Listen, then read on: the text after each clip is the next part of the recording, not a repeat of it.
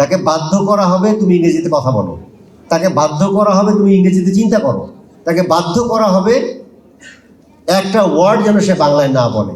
এই যে একটা বাধ্যকর পরিবেশ, তাকে বলার জন্য উদ্বুদ্ধ করা, তার মগজের মধ্যে ইংলিশটাকে ঢুকিয়ে দেওয়া, এটা যদি আমরা আমাদের স্কুল জীবনে করাতে পারতাম তাহলে ইংলিশটা এত ভয়ঙ্কর হতো না।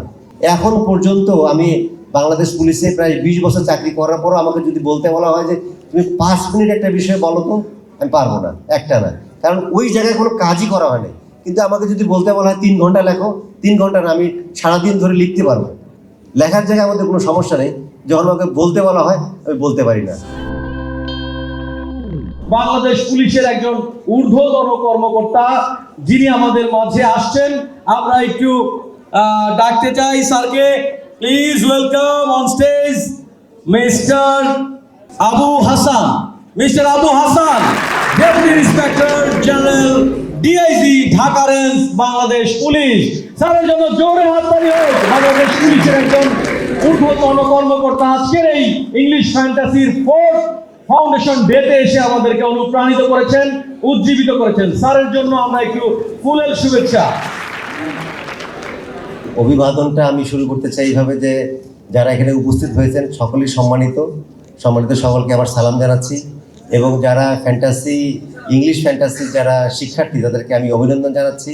আমি এসেছি একটা কারণে, সেটা হলো যে আমি এই ইংলিশ ফ্যান্টাসির যে পরিচালনা যিনি জড়িত আছেন রাজন, তার প্রতিষ্ঠানে আমি গিয়েছিলাম। তো প্রতিষ্ঠানে গিয়ে আমার যে অনুভূতিটা, সেই অনুভূতিটাই ব্যক্ত করার জন্য আমি মূলত এসেছি। সেই কথাগুলো একটু বলবো। আমি বলেছিলাম যে আমি সময় পেলে আসবো, তাই আমি এসেছি। দেখ, আমি এসে খুবই আনন্দিত এবং অভিভূত হলাম যে দেখে যে এতগুলো যদি স্টুডেন্ট হয় তাহলে আমি বলবো নিশ্চিতভাবে যে এই প্রতিষ্ঠানটা ভালো করছে, এটা আমার কাছে মনে হয়েছে। আর এই প্রতিষ্ঠানের আমি একদিন গিয়েছিলাম এই মোহাম্মদপুরে যে ওদের রয়েছে প্রতিষ্ঠান, সেখানে আমি গিয়েছিলাম, তাদের কাছ থেকে শুনেছি এবং কিছুটা দেখার সৌভাগ্য আমার হয়েছে। সব কিছু দেখে এবং শুনে মনে হয়েছে যে প্রক্রিয়াতে তারা ইংরেজি শেখাচ্ছে আমার কাছে মনে হয়েছে যথাযথ প্রক্রিয়া। আমার এক বান্ধবী বাংলাদেশ থেকে সুইজারল্যান্ডে চলে গেল আমরা বিশ্ববিদ্যালয় শেষ করার পরপরই। সুইজারল্যান্ডে যাওয়ার পরে সে সুইস ভাষা শিখলো মাত্র 6 মাসে। তো আমাকে বললো যে 6 মাসে আমি সুইস ভাষা শিখেছি, অনর্গল সুইস ভাষায় কথা বলছি এবং আমার চাকরিও হয়েছে। সে সুইজারল্যান্ডের একটা এয়ারপোর্টে সে চাকরি পেয়েছে। সে বলল যে এত অল্প সময়ে একটি ভাষা রপ্ত করা যায়, এটা আমার কল্পনার বাইরে। তাই বললাম যে কীভাবে? বললো যে বাংলাদেশে তো আমরা 12 বছর শুধু ইংরেজিই পড়ি, 12 বছর ইংরেজি পড়ি, তারপরে ইউনিভার্সিটিতে গিয়ে আবার 5 বছর, 12 আর 5 হলো 7 বছর আমরা ইংরেজি পড়ার পরেও বিশ্ববিদ্যালয়ে একটা ছাত্রকে যদি 2 মিনিট ইংরেজিতে কথা বলতে দেওয়া হয় সে পারবে না।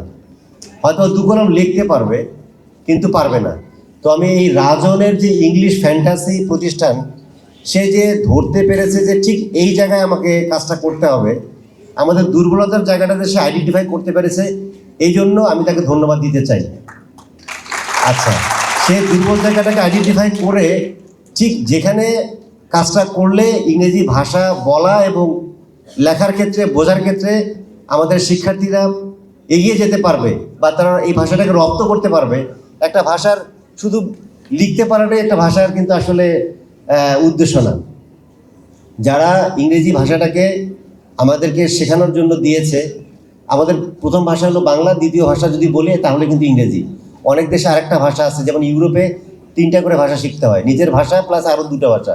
স্কুল লেভেল থেকে তাদেরকে ইংরেজির পাশাপাশি হয় স্প্যানিশ শিখতে হবে অথবা ফ্রেঞ্চ শিখতে হবে। বাংলাদেশে তো আমরা একটি ভাষা বাংলা, এর পাশাপাশি ইংরেজিটাকে আমরা কম্পালসরি এখনও করি নাই। আবার কিছু কিছু দেশ তারা বহির্বিশ্বের সাথে তাদের দক্ষ শ্রমিক পাঠানোর জন্য সেই দেশের ভাষাকে তারা আবার কম্পালসরি করেছে, যেমন জাপানি ভাষা।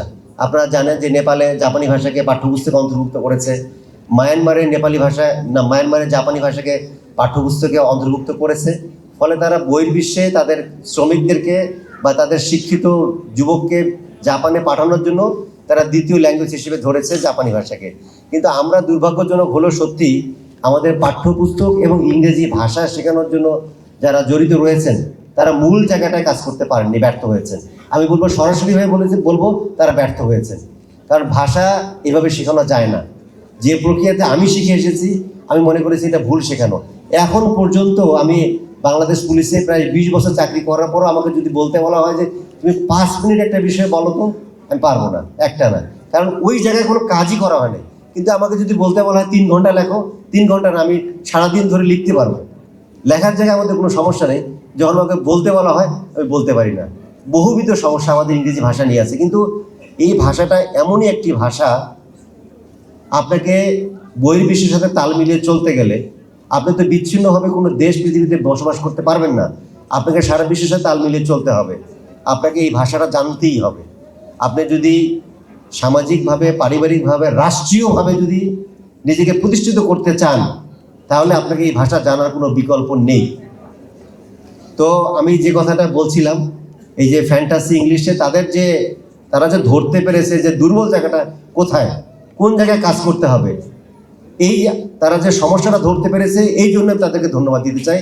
এবং তারা সেটা নিয়ে কাজ করছে, কারণ সে একটা পরিবেশ তৈরি করেছে। 2 মাস 3 মাস ছাত্ররা এসে থাকবে, সে একটা ইংলিশের পরিবেশে বড় হবে।